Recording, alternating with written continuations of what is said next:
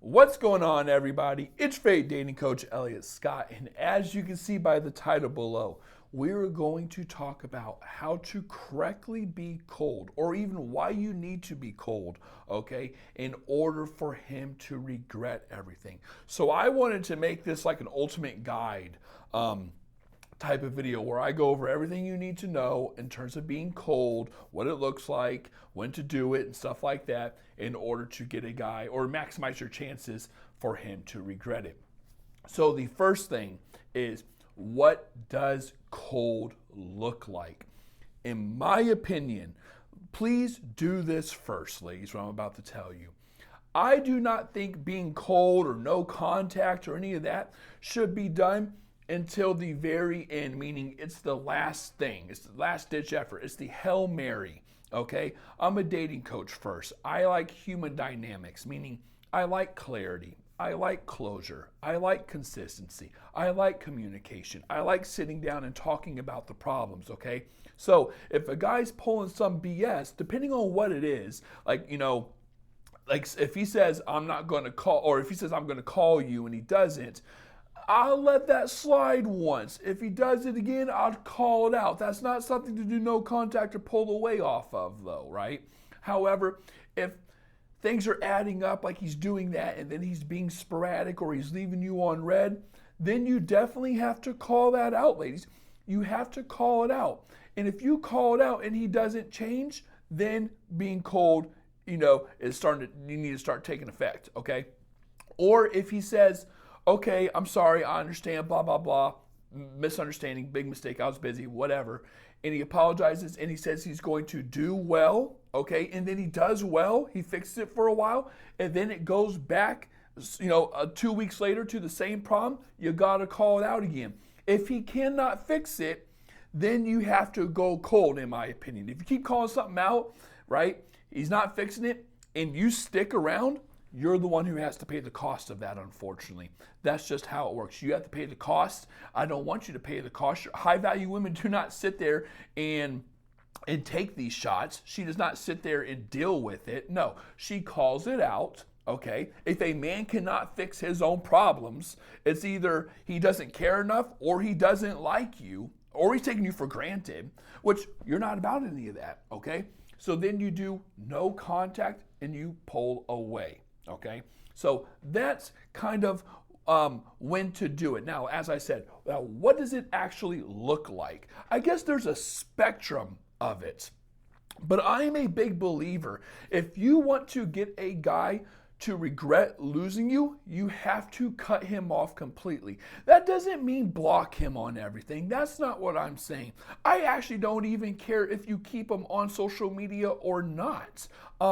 But I do think, number one, you have to mention that you're doing it. A lot of women don't like this, but there's a reason why you have to mention it, because there has to be the next chapter, right? Like the page has to flip.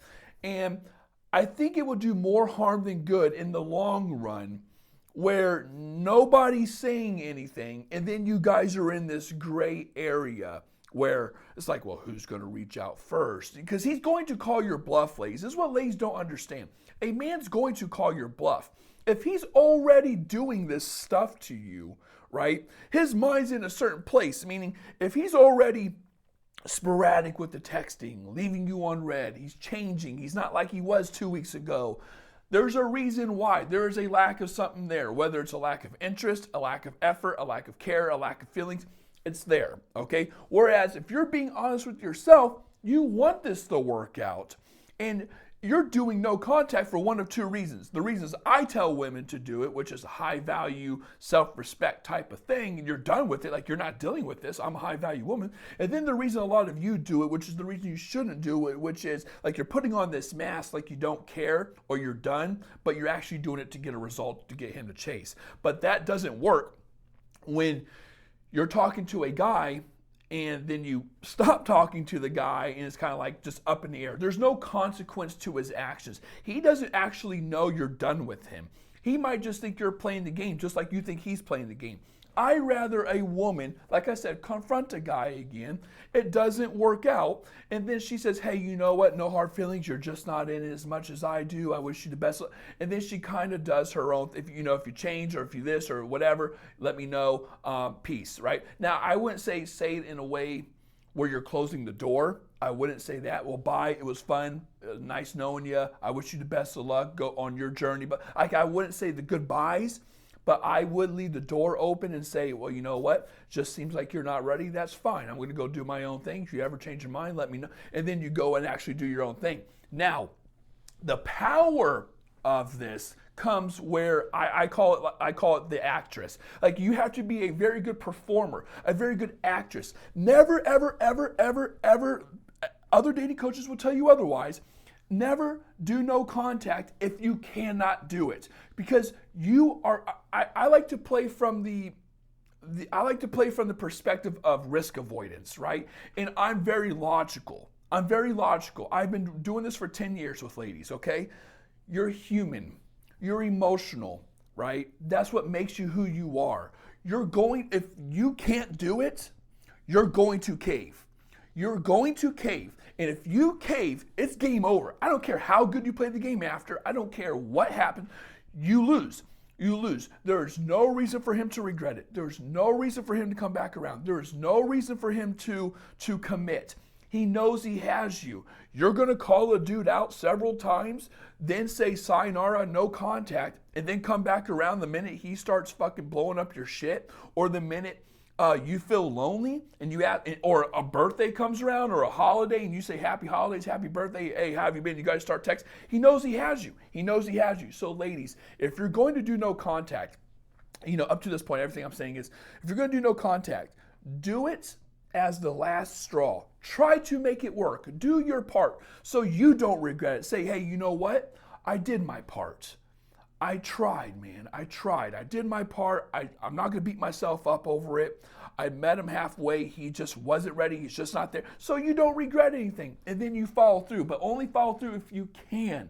If you can. Because if you can't, you're going to cave more likely than not. At least statistically. You might not, but I've been doing this for a long time. And women usually do. Okay? This is how you get a guy to regret losing you. I say in all my regret videos, regret is self-inflicted. He has to feel that the choice he made, or the lack of, caused this damnation, right? This effect that's going, like the situation he's in. And it's very easy for a guy to take a woman for granted in the beginning when he has her. I had a client yesterday where I was telling her this, where it's like, you know what, of course he's doing what he's doing. He is taking you for granted. Then I kind of gave her like my spiel on, we take things of value for granted all the time. Because I do think this guy liked her. Now, you all might be listening to me in my videos and say, not really, not if he's doing this bullshit. I'm not saying he liked her enough for a relationship, but I do think he cared for her to some extent. But I do think he's taken her for granted. And I told her, we take things of value for granted all the time. Our time on earth, our time here, right? Friends, family, food, water, shelter, the country we live in, especially if you live in America, you got it fucking good. Like the privileges we have, the whatever, like the health, we have so many things to be grateful for. But because we have it all the time, their brain's very resourceful, right? It just kind of puts it in autopilot. And if you and this guy are doing all these things together and you're talking for a while and you're really good to him, he's going to take you for granted, right? You have to snap a man out of that. And the way you do that is he has to realize what his life is like with you and without you. It's easy for him, like I was going to say, it's easy for him to take you for granted. It's easy for him to be sporadic with the texting. It's easy for him to leave you on red and to do all this bullshit, right? He has you. He doesn't know how good he actually has it. So if you're honest with yourself and you tell yourself, you know what, I was a good ass woman. What we had was a good thing. It was more good times than bad. Everything was genuine and from the heart. I truly cared for this guy. He's going to feel that when you're gone. Trust me. This is a very important part, okay?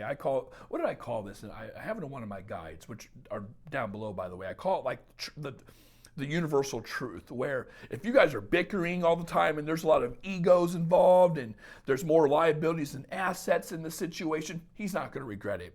But if you guys were good for the most part, you're a good girl, you meant well, you have a good heart, and everything was authentic and genuine coming from here, I think he's going to feel that when you're gone. But ladies, you have to give a guy the opportunity to miss you. You gotta be cold. You gotta be cold. You have to pull away.